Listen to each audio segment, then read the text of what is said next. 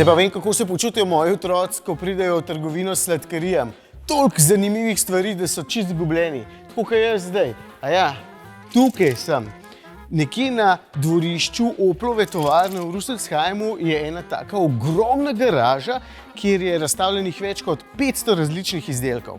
Pravim izdelkov zato, ker so vmes tudi kolesa pa šivalni stroji, ampak tisto, kar je meni bolj zanimivo, je, da je tukaj razstavljenih več kot 250 starih in ultra zanimivih avtomobilov.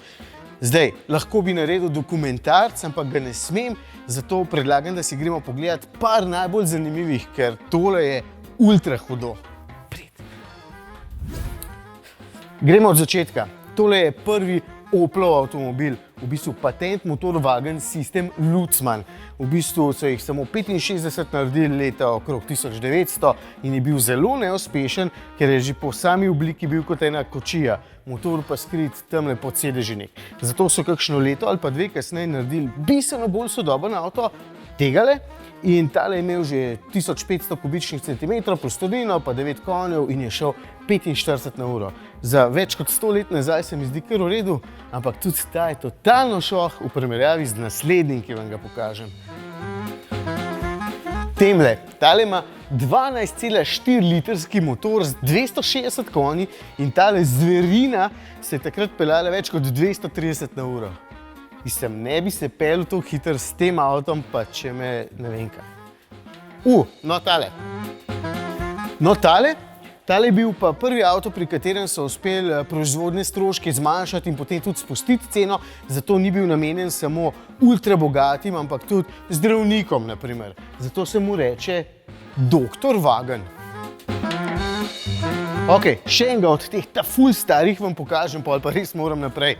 Tale je prvi avtomobil, ki je bil narejen na proizvodnem traku. Začeli so z enostavno proizvodno, samo ta karoserijska oblika, pa samo ta zelena barva. To je to. Hočeš ali nočeš. Ok, zdaj pa vrag vzel šalo, ali kako rečejo. Gledati vse te avte je seveda zelo zanimivo, ampak zdaj mi je Opel pripravil pa eno posebno presenečenje. Vožnjo z avtom, ki si ga želim peljati že, dajmo reči, kakšnih 30 let. Nekaj, zaradi česa sem ta moment tako navdušen, da upam, da bom med samo vožnjo uspel povedati kaj pametnega, čeprav bo zelo kratka, bi pa najraje skakal od navdušenja zdajle do stropa. Zdaj, tisti, ki veste, kaj je to, veste, tisti, ki pa ne veste, boste pa vsak moment zvedeli. En zelo poseben stroj.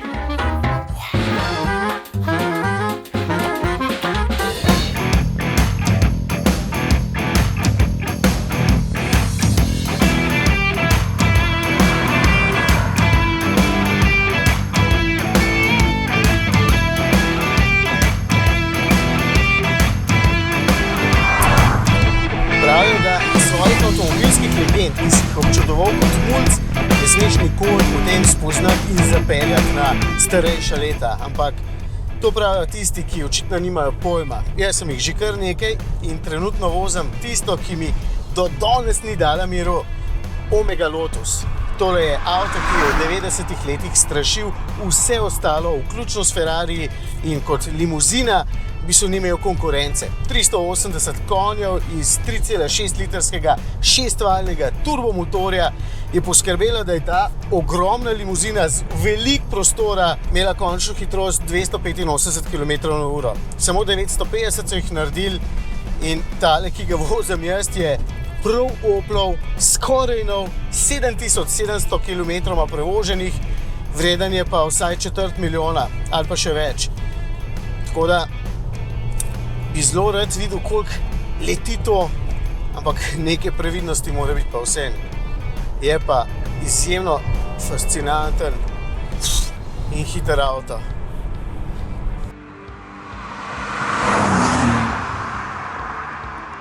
Če vas zanima, kakšen je občutek vožnje tazga avta, v bistvu moram reči, da je izjemno udoben, zelo tih, prej smo se tudi peljali po avtocesti, tako da je tudi zvočno zadušen pri večjih hitrostih zelo dober. Gre pa tudi. Zavore, niso toliko kul kot pri sodobnih avtih. Volan je nekoliko težji, torej servo je, kdo ve, če ga sploh ima. Sklopka je veliko trša in težja, ampak vseeno je izjemno nenaporen avto, s katerim bi se z veseljem odpeljal prav do doma, brez najmanjše panike.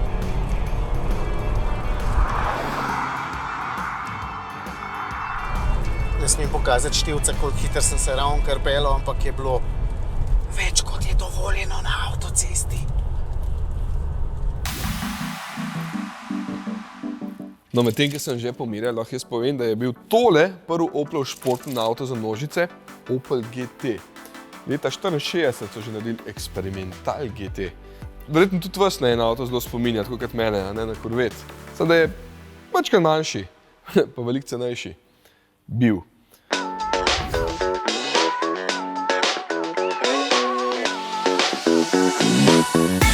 Ampak dostopen avto, ki je bil tudi namenjen uživanju, je prišel pa samo mačkrat kasneje. In ta je bil namenjen tudi družini. Opel Manta. Tole pa ni kar ena Manta. In tudi zaradi tega sem si izbrojil s tako uro Retro Mod. To je catina DS2 in taka retro oblika, zelo moderno tehnologijo je tudi v tem avtu. Ja, tole pa bo zdaj.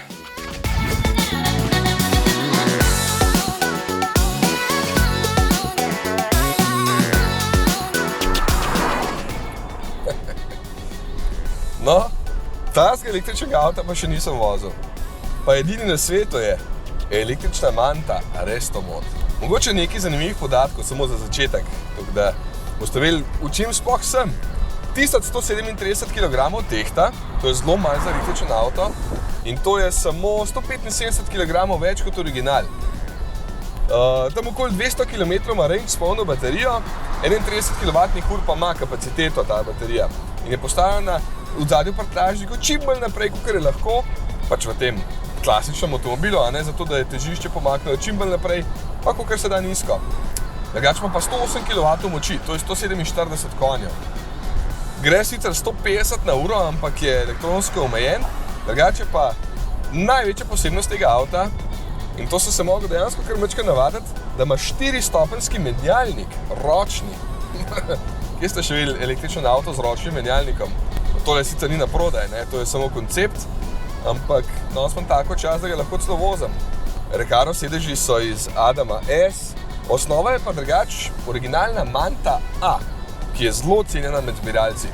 Noter je seveda tudi električna in digitalizirana, tole okolje me zelo spominja na Grand Landa, s katerim sem se pripeljal sem, a ne. Drugače pa zelo zanimiva stvar pri tem avtu, da so rabili približno 5 do 6 mesecev, da so ga naredili. To je bilo takšno timsko delo in vsi so baje ekstremno uživali pri tem. Ampak moje vprašanje je bilo, zakaj Manta? No, potem sem zvedel seveda, da je bil Mantin vizor, to je ta maska, v bistvu osnova za vse nove Ople, ker so ta dizajn zdaj prevzeli pri vseh novejših avtomobilih in to se vidi tudi pri Grand Landu, če hočete pogledati, ne? In zato je to najboljša ideja. Je pa avto takoj postal totalen hit.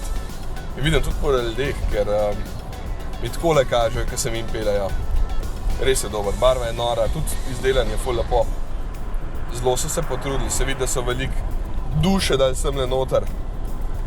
No in če povem, kako se tole pelje, zelo zabavno.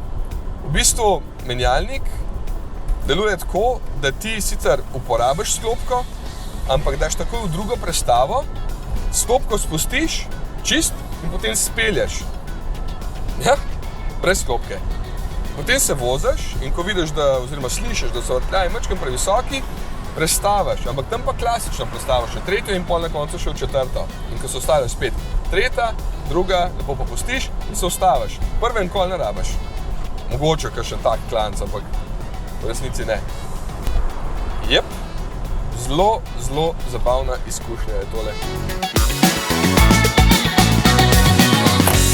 Wow, mislim, prva stvar, zaradi katere sem vesel, je, da je avto lepo ostal cel. Druga stvar pa, totalno sem fasciniran in že razmišljam, po koliko so danes kaj vredne ledvice. To je neverjetno, kako lahko 30 let star avto tako dobro gre, toliko dobro izgleda, se toliko dobro pelje, je toliko prijeten na volanu, zavori. Bravo, to je pač avto, kakršni danes ne obstajajo več. Takrat so si zaželeli narediti nekaj ultimativnega in jim je to uspelo. Danes pa samo računajo, kje je več dobička. No, zdaj smo pa že pri novejših avtih. Tole je Diplomat Coupe iz leta 66. Takrat tudi moj foter ni več rabil plenic. Tale je posebej hud in zanimiv, prostora noter, nenormalno ogromno, no vreden je pa več kot 250 000 evrov. Ampak temle naprej vidim še malo novejše, pa predvsem bolj športne stroje, torej nekaj res zame. Evo, dva huda dirkalnika. Tegale je vozil Walter Röhr, tegale pa Ari Vatanen in z njim je v bistvu zmagal v Afriki. Ponavadi takšne avte zaradi logistike, ker pustijo tam, ker je to lažje, no tega so pa pripeljali v bistvu nazaj sem v tole zbirateljsko garažo. Teh avtov tle je noro veliko, ne vem pa kam je Matej izginil.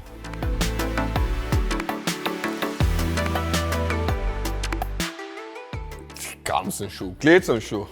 To pa zato, ker imajo tukaj prototipe pa koncepte. In to so večinoma avti, ki se nikoli niso peljali, oziroma se sploh ne morejo, ker kakšni tudi nimajo motorjev. Recimo tale. Ta je cel iz gline. So rekli, da ima življenjsko dobo še par let, pa buhe, če bo še stal skupaj. Tako da tole se ne premika. Tale pa se. In tole je osnova za vse nove Ople. In če gledaš tjale, on je bil ta prvi, ki je pokazal nov dizajn maske z vizorjem. In iz tega je nastala tudi moka.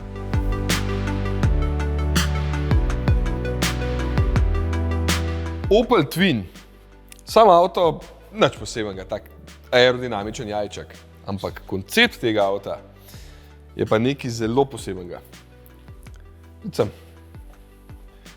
Tole je v bistvu del tistega avta. Tukaj se skriva noter baterija pa elektromotor. Potem sem se pa odločil, da hočem imeti nekaj daleč in sem rekel, zdaj hočem pa bencinski motor imeti. Tako da sem poklical serviserja in rekel, lej, jaz bi prišel moj električen avto zamenjati za bencinskega, tako da sem samo zadnji del zamenil. Tukaj noter je trivaljnik in s tem si se lahko peljal pač poljubno daleč, ker si ga vmes tanko, ampak razlika je ta, baterijski je modre barve, bencinski pa zelene. In to gre tja od spodaj noter. Mislim, saj ideja ni slaba. Sem parela se pa ni, zato ga tudi v resnici ni odzon. Calibra Cabrio nikoli ni prišla ven. Taka ne bi bila pa nova Calibra, ampak je pa niso nikoli naredili. So že vedeli, zakaj. Zakaj je ta avto poseben? Sploh ne zaradi oblike ali pa zaradi kakšne posebne tehnologije, ampak samo zaradi imena. Corsa Spider. In na tem avtu se je prvič pojavilo ime Corsa, so ga dali na en salon, da vidijo, kakšen je odziv publike. Odziv je bil fantastičen, kar se imena tiče. In potem je prišla Corsa ven. Izjemna uspešnica. No in kljub temu, da je bila Corsa toliko uspešna, so v nekem trenutku mogli predstaviti njeno naslednico, In so jo, ampak je bilo razlik v primerjavi s prejšnjo generacijo toliko malo, da se je eden od šefov znamke domislil, da bi naredili lahko pa tole. In potem je prišel dizajner in je znoril, ker je rekel, da on tega ni odobril, ampak vsi novinarji so bili totalno navdušeni. Kaj je pa fora? Da je rekel, mi smo že toliko uspešni na Zemlji, da gremo lahko samo še na Luno. Evo.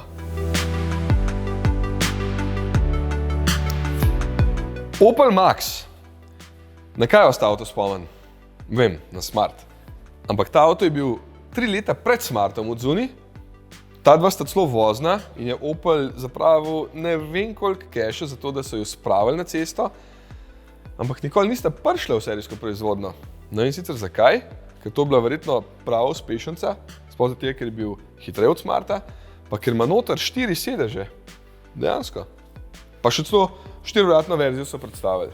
Tako da, koliko enega denarja je šlo v neke stvari, ki pa niso nikoli prišle ven.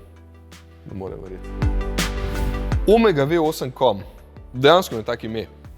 Avto ni zanimiv zaradi tega, ker je V8, pa zato, ker je karavan, čeprav je tudi to nekaj posebenega. Ampak zaradi tega, ker je imel leta 1999 že, pazi to, Night Vision kamero. Potem noter displej na zadnjih sedežih, internet. Opel je že takrat razmišljal o tem, da bodo avti postali v nekem trenutku povezani. In ta je to že imel. Leta 1999. No, smo pa to itak vsak avto.